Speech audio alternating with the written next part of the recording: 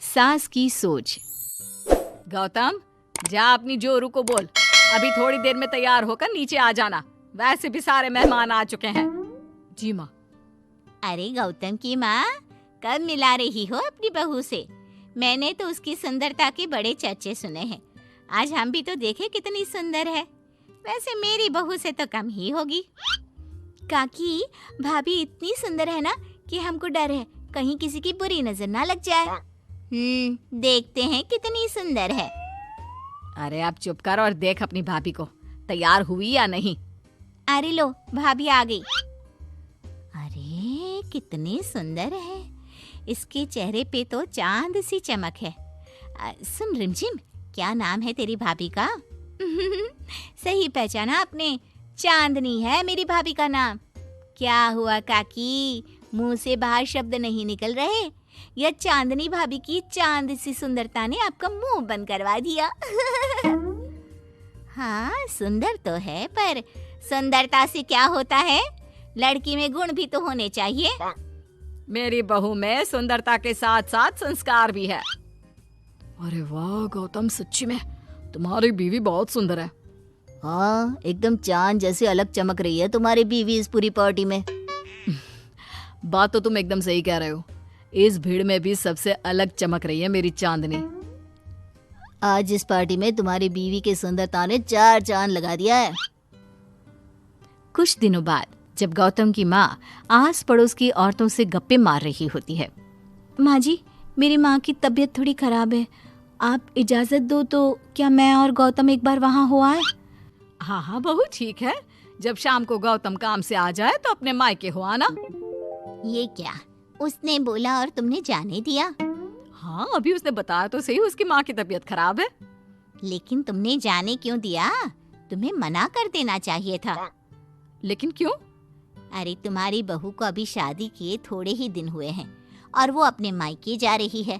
अरे घूमने थोड़ी ना जा रही है, वो अपनी माँ को देखने जा रही है।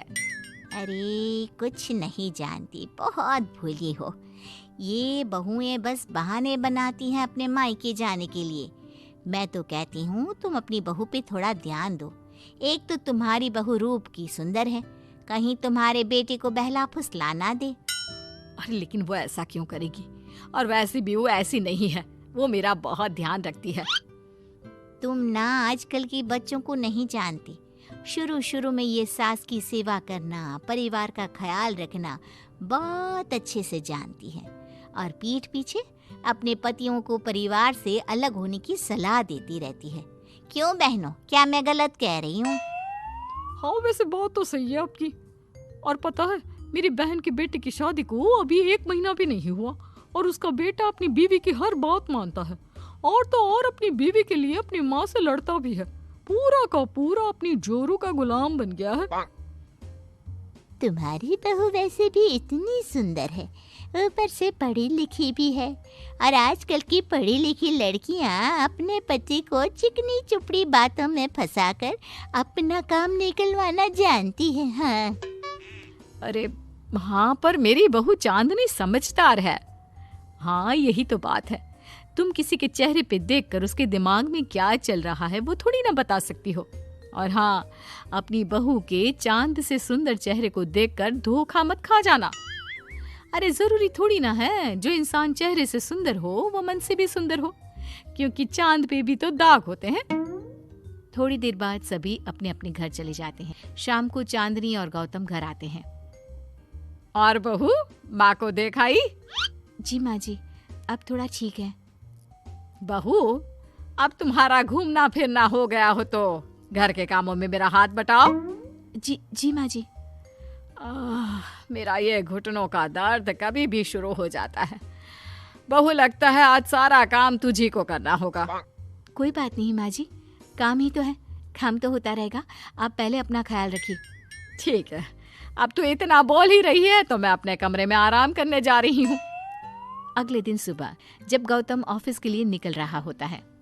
माँ, अब कैसा है तुम्हारे घुटनों का दर्द? ज्यादा तो नहीं हो रहा? नहीं तो शाम को चांदनी आपको डॉक्टर के पास दिखाएगी। तुझे किसने बताया? बहू ने इतनी जल्दी तेरे पास मेरी चुगली भी कर दी? हाँ, चुगली नहीं, उसे आपकी चिंता है इसलिए उसने मुझे बताया। उसे डर था कहीं आपका दर्द बढ़ ना जाए। थोड़ी देर बाद चांदनी वहां आती है। माँ जी, मैं सोच रही थी हम लोगों को अब किसी दूसरे घर में शिफ्ट हो जाना चाहिए। लेकिन क्यों? और अचानक से तुम्हें ये ख्याल क्यों आया? वो माँ जी, मेरी एक सहेली अपना घर बेच रही है और उसका घर गौतम के ऑफिस के पास पड़ता है। और देखिए ना, गौतम को यहाँ से ऑफिस कितना दूर पड़ता है और आपके लिए भी बाजार दूर पड़ता है। अगर हम वो घर खरीद लेते हैं तो हमारा कितना फायदा है। गौतम को ऑफिस के लिए दूर नहीं जाना पड़ेगा और आपको जब शॉपिंग जाने का मन करे आप जा सकती हो। ऊपर से वो मेरी दोस्त है तो वो हमें घर थोड़े कम दाम में भी बेचेगी। हाँ, बात तो तुम सही कह रही हो। कोई जरूरत नहीं है घर बदलने की। और तू तू क्या अपनी बीवी के हाँ में हाँ मिला रहा है? लेकिन माँ, मैंने एक बार बोल दिया ना, तो बस अब इसके बारे में कोई बात नहीं होगी। और ये कहते हुए वो अपने कमरे में चली जाती है। चांदनी भी उनके पीछे पीछे चली जाती है। क्या हुआ माँ जी? मैं कुछ दिनों से देख रही हूँ आप कुछ अजीब सा बर्ताव कर रही हैं। क्या अजीब सा? ऐसा ही तो करती हूँ। अगर तू मुझसे घर के बारे में बात करने आई है तो पहले ही कह देती हूँ, बिल्कुल नहीं। नहीं माँ जी, घर के बारे में बात करने नहीं आई। माँ जी, मुझसे कोई गलती हो गई है क्या? अगर कोई गलती की है तो डांट दीजिए, बात कीजिए। पर माँ जी, ऐसा व्यवहार मत कीजिए। मैं बिल्कुल बुरा नहीं मानूंगी। और अगर आप अभी बताना नहीं चाहती तो आपका जब मन करे बता देना। मैं बस इतना ही कहने आई थी। कहीं मैं आस पड़ोस की औरतों की बातों में आके अपनी बहू के साथ गलत तो नहीं कर रही? और वैसे भी वो सही तो बोल रही थी। उसने मेरे और गौतम के बारे में ही तो सोचा। वो हमारे बारे में इतना सोच रही है और मैं दूसरों की बातों में आकर उस पर शक कर रही हूँ। कुछ दिनों बाद काकी गौतम के घर गौतम की माँ से मिलने आती है। और गौतम की माँ, कैसी हो? मैंने सुना तुम घर बदल रही हो। हाँ, वो वहाँ से गौतम का ऑफिस पास पड़ता है ना, वहाँ की तरफ ज्यादा सुविधाएं भी है। लेकिन इतनी जल्दी तुमने घर कैसे ढूंढा? किसने बताया? मुझे भी बताओ, मुझे भी अपना घर बदलना था। ये चांदनी का आइडिया था, उसी ने घर ढूंढा। देखा, मैंने कहा था ना, इसने अभी से अलग घर ढूंढना भी शुरू कर दिया। देखो, इसमें मेरी भी रजामंदी है। और तुम क्या मेरी बहू की जासूसी करने यहाँ आती हो या मेरा हाल चाल पूछने? मैं तो बस। और एक बात मेरी ध्यान से सुन लो, मेरी बहू भी सुंदर है, उसका मन भी उसी की तरह सुंदर है।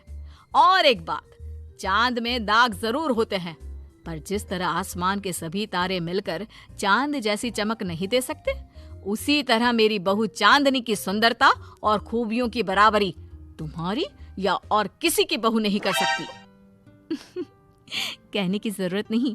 काकी कोई भी जवाब दिए बिना चुपचाप वहां से उठकर चली जाती है।